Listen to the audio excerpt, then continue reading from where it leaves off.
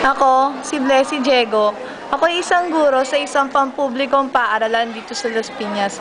May dalawa akong anak, ang asawa ko naman ay nasa ibang bansa. Simple lang ang buhay ko. Bago ako pumasok sa paaralan, ay pumupunta ako sa simbahan upang magdasal. Ang araw-araw ko lang naman na ipinagdadasal ay bigyan ng malakas at pangangatawan ang aking mga anak at asawa. At sana maging maayos at matiwasay na itong ating bansa. Siyempre, hindi ko na lang nakakalimutan na ipagdasal ang aking mga estudyante. Sana, sa kanilang paglaki, ay magkaroon sila ng dignidad sa bawat paggawa at pagkilos nila. Tumutulong ako hanggang sa abot ng aking makakaya. Dahil ang hangad ko lamang dito sa ating bansa ay bumuti at maging maunlad ang mga tao para maiwasan na din ang mga krimen na lumalaganap sa ating bansa.